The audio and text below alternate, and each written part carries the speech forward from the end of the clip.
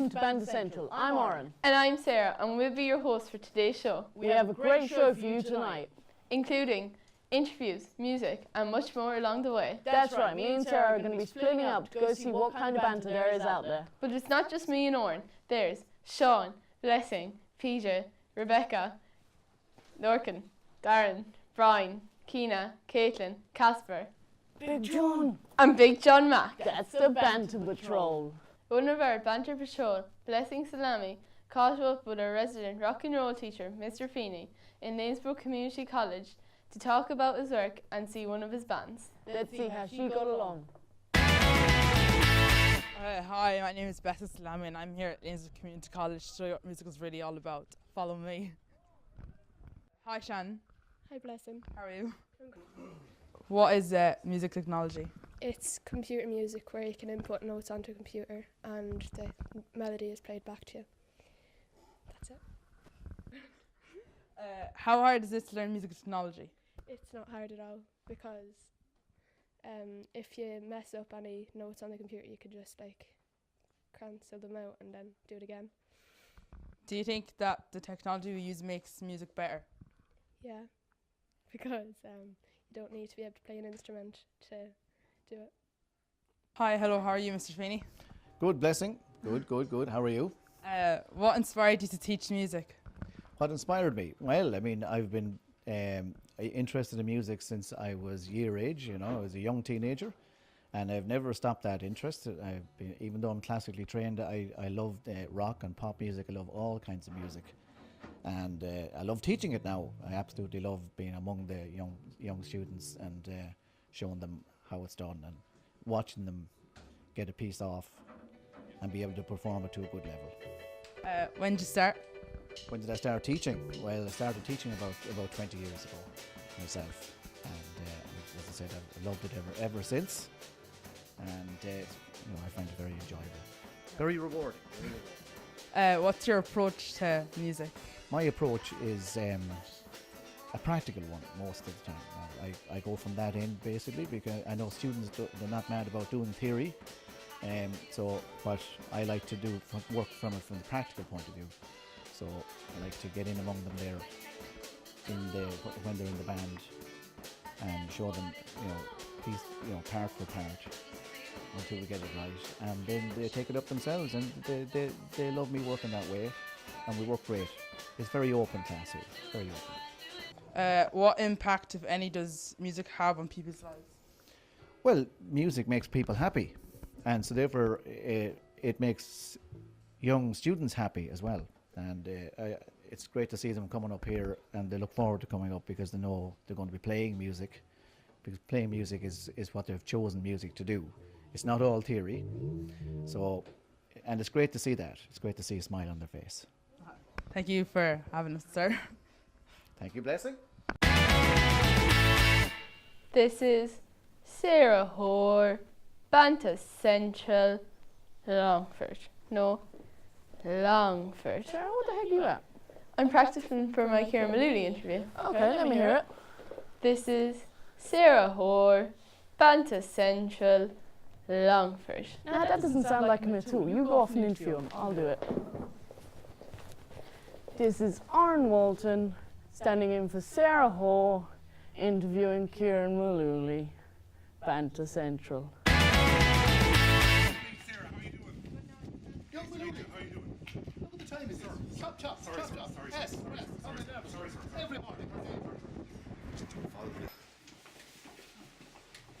Hello, I'm Sarah from Banta Central, and we're here with Kieran Malooly. Sarah, hi, how are you doing? Thanks for being here today. No problem. I just got past Mr. Flanagan. Am I safe now? Yeah, and we have a couple of questions to talk to you about. Okay. So now, this is my first interview on camera. Have you got any tips? Well, listen, I mean, I suppose the first thing anybody should do, maybe on camera or even at school, is be prepared. I suppose that's the first thing, and you're obviously prepared. You have all your questions written out. So research, that's the first thing. If you're going along to speak to somebody, do your research. Be prepared, be up to date on their previous activities, what they've said about previous subjects. So when you get in there, it's all sorted, it's all in the back of your mind, it's ready to come forward and you're ready to go. So, bit of work. So who was your first interview? It's an awful long time ago, Sarah. It would be way, way back. For television, it would be way, way back in the 1990s. Seems like an awful long time away now, doesn't it? I started in television in 1994 on a programme called Ear to the Ground on RT television, which is still running on RT television, with a reporter called Mairead McGuinness, who's now an MEP in the European Parliament. And she dragged me down to a place called Drumshanbo in County Leitrim to interview a local politician, and I had to do the interview about 25 times because I kept getting it wrong. So you have to start somewhere, and that was my start with a politician in Drumshanbo in County Leitrim. So you're a past pupil of this school. Can you tell us some of your fondest memories? Oh, I can spill the beans on everybody around here. So I've got all the dirt to give. I have to work out how many of the teachers are remaining since I was here, way, way back. But I have great memories even of this room, your woodwork room, because this was a room that I worked in all the way through my time, first year, second year, and junior cert, and intercert here. In fact, I did a woodwork project in this very, very room, the same room even. Now, but I don't remember for wood that much because I was only kind of middling at it. What I do remember was that every week we had a home economics class, and Miss Gill brought us baking upstairs. And after the baking class, we had the next two classes were woodwork. So we spent most of this class in under these benches, eating our coconut buns and our Yule logs and all those lovely things we made upstairs. And that was the fun we had here. And how did you become interested in journalism? Well, that's directly related to the school as well, because when I was in this school 160 years ago, my English teacher was a lady called Sheila Stafford. And she worked here and she worked in Ballyman. And she was a very, very good teacher, and she encouraged everybody in the class to take part in public speaking for the first time. I don't think the school was involved up to that. And we went to concern debates and we went to other debates all over the country. She dragged us off to the Abbey Theatre on regular occasions, and she encouraged us to get involved in stuff like that. On one day, she encouraged us to go into Longford to a workshop that was being provided by a person called Maeve Binchy. Have you ever heard of her? No. Maeve Binchy, very well-known author in Ireland, was giving a workshop for young students about Irish writing. And she asked everybody in the class to do to sit down and write a short story. And I wrote a short story, and at the end of the session, Maeve Binchy came over and said, "Who wrote this?" And I put up my hand, and she said, "You will be able to write." That's what she said to me. Now, she said it to a few more people in the class as well, but I always like to think that was the day Sheila Stafford and Maeve Binchy gave me my nod in the right direction. And the last question is, would you recommend journalism as a job? Absolutely. I'd have no hesitation in recommending journalism as a job. And you know why? Because have you ever seen the film where people wake up in the morning and it's what's the name of that film where the clock is the same time every morning? Groundhog Day. Groundhog Day. Remember that film, Groundhog Day? The same thing happens every day. Well, in my job, the same thing does not happen every day. I have a different topic every day. Yesterday I was working in County Westmeath doing a story about two authors. One is aged 11, the other is aged 14, and they've both published books in the last couple of weeks. Today I'm going to a hospital where there are difficulties or problems with regard to the care of people with disabilities. Tomorrow I'll be doing something different. Next week I'm doing a big story for Longford. Big job story for Longford. Keep an eye on that for next week now. Can't tell you, secret now. But it'll be on TV next week. So every day is a different challenge in my job. And it's a different topic, and that's what keeps me going, because if I was doing the same thing, coming in like a teacher every day to meet the same bunch of students, I wouldn't be able to do it. Thanks very much, Kieran, for this intro. No problem. And make sure to stay tuned to RTE next week for Kieran's big interview. So this is Sarah Moore, Banshall Central, Longford.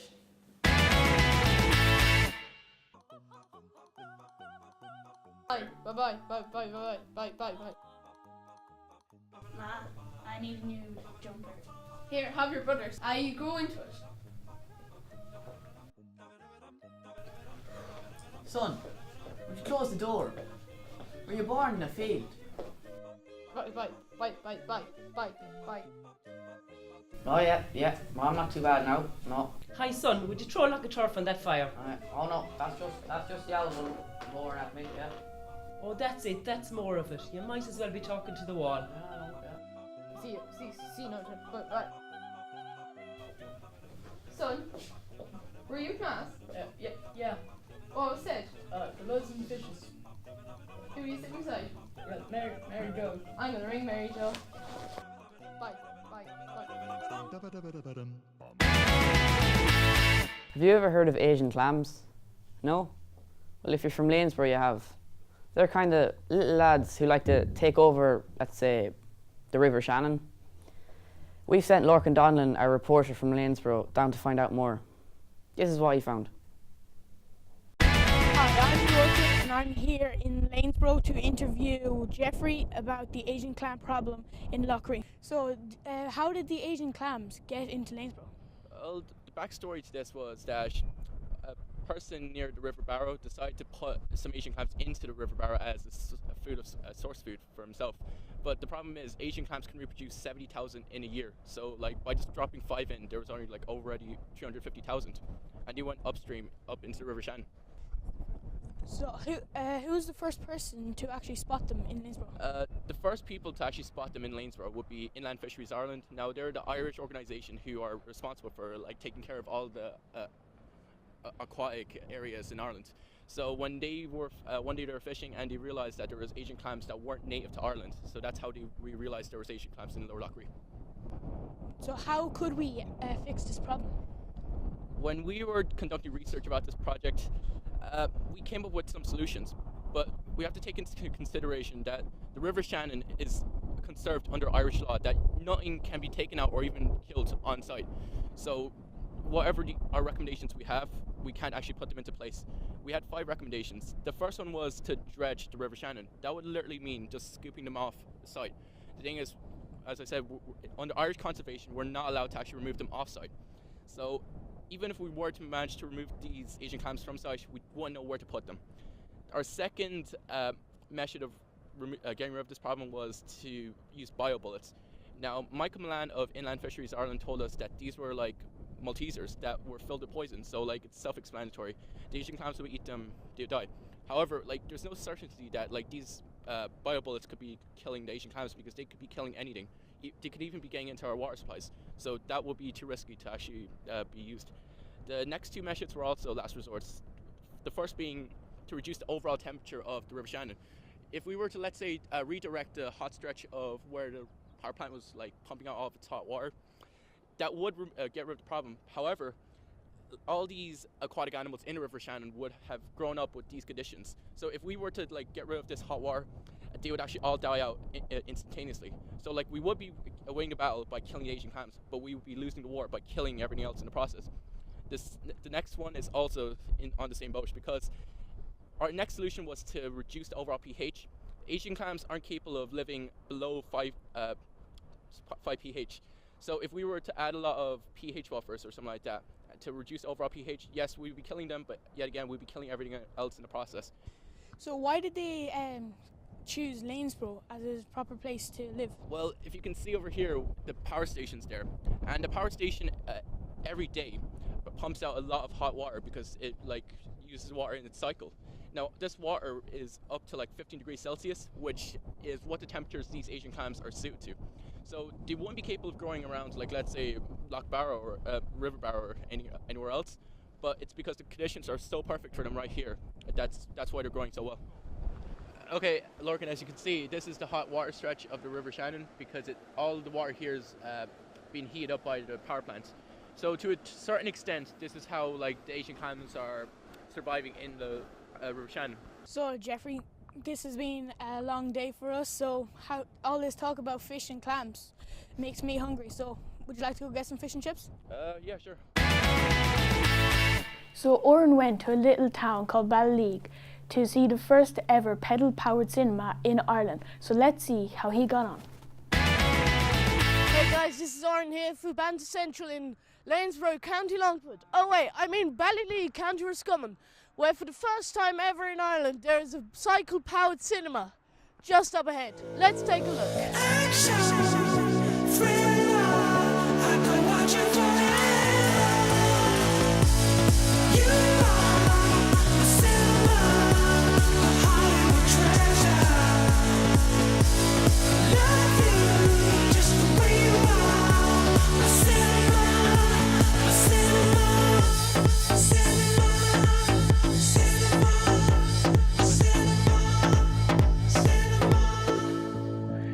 Hey guys, I'm here with Andre Gallagher, who is in charge of setting up the Pedal Power Cinema. So Andre, what gave you the idea to set this up?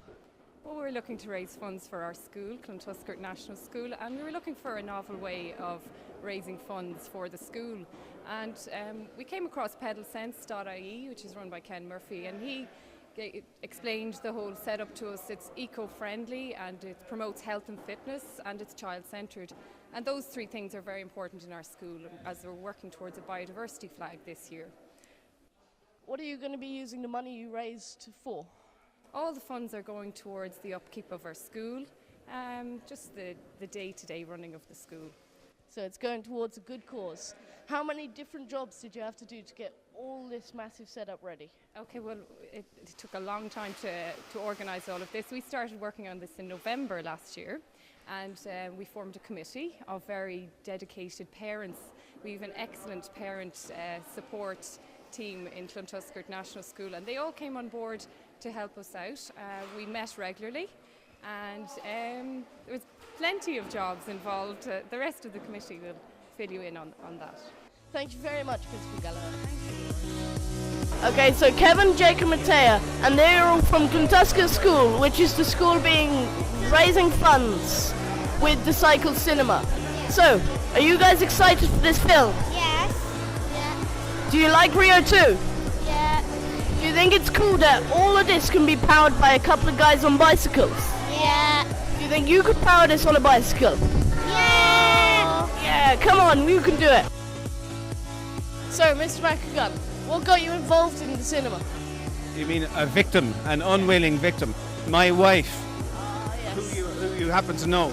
Oh yeah, she's very cruel, very cruel. She was supposed to be taking part and she's fallen ill, so very short notice I have taken her place. The gentleman that I am. Okay, did you get much training in your short notice? Zero. I just had a large meal of roast beef, potatoes, etc. and I'm hoping that's going to get me through. Oh yeah, roast beef always gets you through a hard time of cycling. So, do you think you'll be distracted by the movie while cycling, Mr. McAgun? My main concern is not embarrassing myself or getting sick or falling off the bike. So that's what I'm really concerned So you're very afraid that you're not going to be able to make it through your whole time? 22 minutes, cycling 22 minutes, and I don't cycle at all, so I'm a little bit worried, Sydney. Hey guys, I'm here with Jonathan Hussey, who is one of the cyclists in the Cycle Cinema. So, Jonathan, how did you get involved in the Cycle Cinema? Well, it's a voluntary organisation now, and I put my name down. I said I'd give it a go, and it's the first round, like, so look at what harm.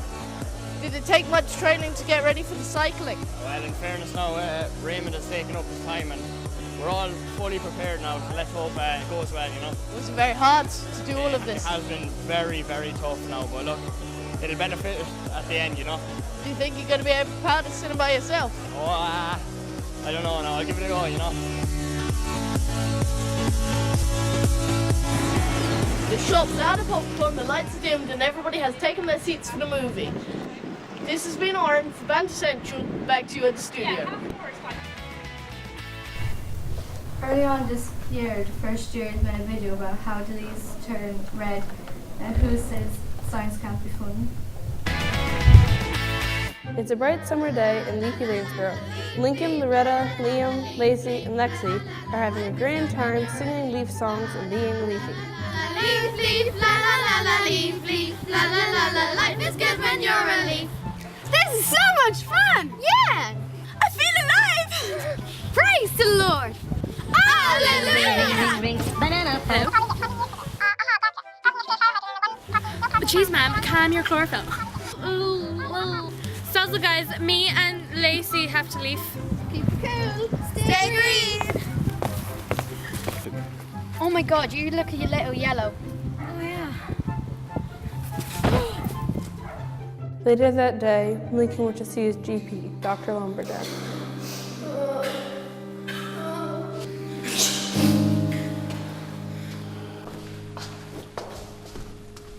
What seems to be the problem, Lincoln? You must say you look rather unwell. I suddenly feel unwell, Doctor. My skin has turned very dry and I'm turning a rather yellow colour. That's to be expected, Lincoln. After all, it is the beginning of October. What do you mean, to be expected? Well, how should I put this? Your chlorophyll levels have dropped since the summer, causing your orangey, yellow, red colours. But I can get I can get it back, right? I mean, there must be some sort of antibiotic or chlorophyll cough mix you could give me. Sorry, Lincoln, since you detached from your mother tree, your leafy days are now numbered. I don't understand, Doctor. Chlorophyll. Hang on a second, I'll Google it.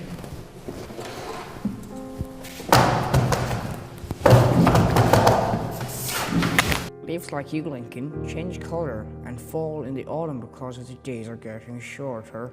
You will get your green colour from a pigment called chlorophyll, which is produced through photosynthesis. When the days shorten, you get no longer able to make chlorophyll. But you also contain orange, yellow and red pigments called carotenoids. These underlying colours become visible when the chlorophyll disappears. That's why, Lincoln, you look yellow and feel like crap.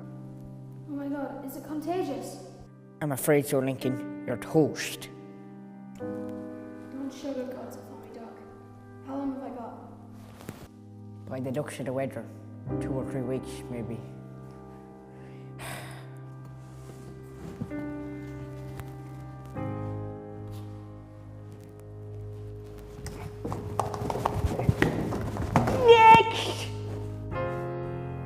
Later that day. Why?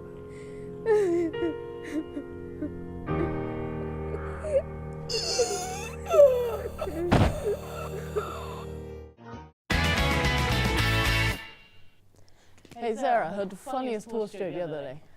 Okay, tell me. Okay.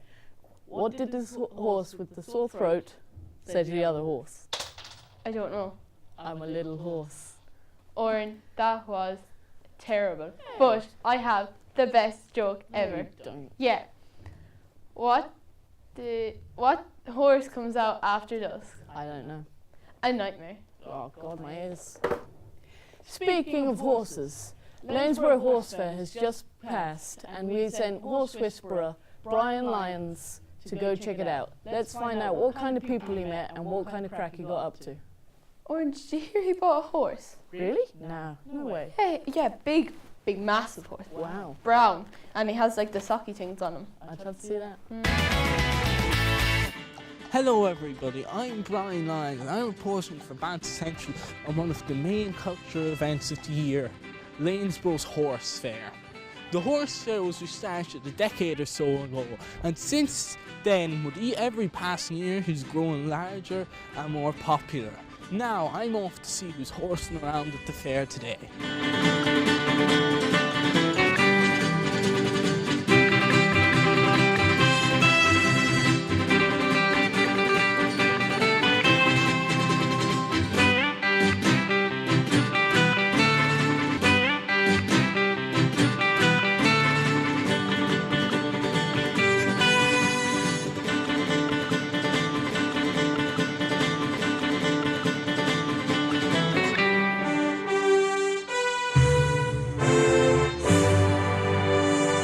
Well, I'm on the committee 16 years now, so like when I first went on it, it was all on the street, and it would have been confined from 85's corner to the library. So it wasn't as big as in, it wasn't as spread out, didn't use as much of the town, didn't have as many trades, but we would have had as many horses. There's always been loads of horses, it's well known for the horse trading. What do you enjoy most about the horse fair? The weather. Just the general banter. It's really good fun. It can be really stressful, but on the day it falls into place and it's really good fun, isn't it? It is. You have a great laugh and meet lots and lots of Characters. interesting characters. Lots of That's a good way of characters. putting it. Interesting characters. So, you're a tinsmith. What? Can I take that in my own hand? Okay, you can. Can I? You can. No, I'm a tinsmith by trade. I travelled the country. I used to go from. I camped outside. I was in the caravan. And I slept in the camp. The tent, they used to call it. Now I went from door to door. I had to make the cans and the ponies and the buckets, and I went from door to door and I sold them. What do you think the horse fair does for local businesses, for the local culture in Lanesborough? Well, sure, it's a help. It's nice to see old traditions being kept and whatever, you know. Well, it's just the basic thing of crowds coming into town and having a genuinely good time, you know, a big family event, and people are having a great kick out of it and getting to see the horses up close and stuff like that. It's just something different. I suppose it's a way for us to show off what we have here, the lovely Shannon and, you know, the lovely scenery around. So it's a great way for us to advertise what we actually have on offer. What do you enjoy most about the fair currently? Well, I suppose the people at it. Good crowd at it. So what makes a good horse? Well, first of all, you just have a look at him straight off, his top line, his presence, type of neck, how his neck is set on, how his head is set on to his neck, and how his shoulder, his back, across his top line, and then you have to have a look at his limbs. Is he straight, the shape of his knee, fetlocks, and then how he moves. What would you say horse fair brings to a town? Horse fair, well, it brings a good bit of business to the town. I'm going there now 80 years, I'm standing in that fair with old horses, and I was only a nipper when I went out there. Of course, you'd never stand in the one position with a horse. You'd move, you had to keep moving the horse up and down for let the people see the horse moving and how he would move, you know. And would you have bought and sold many horses in your time? Oh God, I wouldn't be the type of man I'd be buying foals and selling them a year and a half. Sure, if I seen one I could get a bit of a turnout of, you'd chance it. See, would you win or lose? Like a betting a horse and a horse in the race, you see. Why do we love horses so much? Well, sure, we're wild with them. And it's like the horses. There's something in them. You can't just get away from them. And you'll always stay with them. Great, thank you very much. Don't chat with you anyway, because that's what it's all about. The fair is all about the people you meet and the friends you make. You never make money out of horses. You only make friends. Well, that was a great time. I met lots of interesting characters up at the fair. But now I'm off home to get myself a hot cup of tea. Never did get to buy that horse. That's all for me. Back to the studio.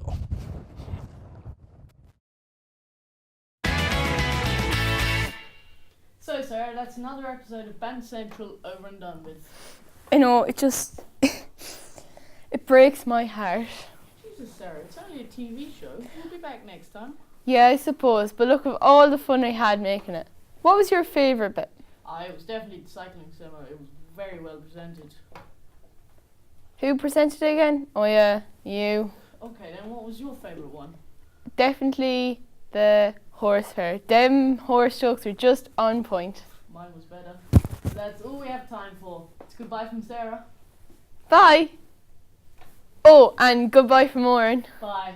And you've been watching Banter Central. Stop! Did you forget about the music? The who? The music, the band, Adam, Sherlock, Shane, going to play us out. Never heard of them. Hello folks, the band Nova Trio are going to play us out. Presenting Nova Trio.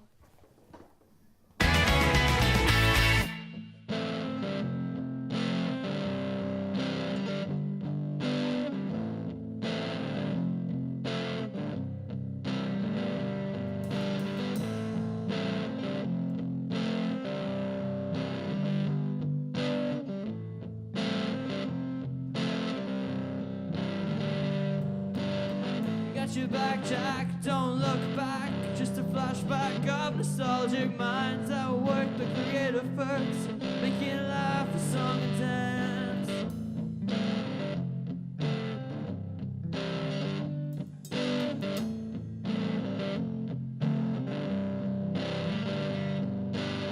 If you're lost like a sheep and you can't find little Bo Peep, you'll find me here, right where we are.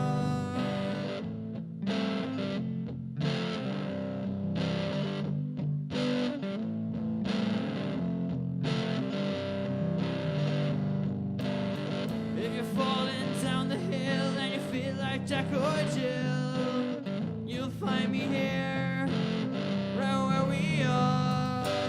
We got your back, Jack, don't look back. Just a flashback of nostalgic minds that work the creative works, got your back, Jack. Don't look back. Just a flashback of nostalgic minds that work the creative perks, making life a song and dance.